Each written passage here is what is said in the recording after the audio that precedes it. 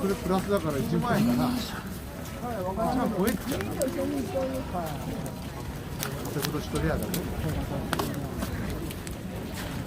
でも今年村では何らかね、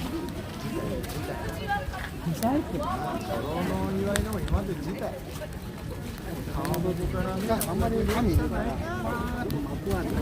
雪みたいに思うから、綺麗になる時にあれだから、なるべくこっちに、神のあたり。去年半年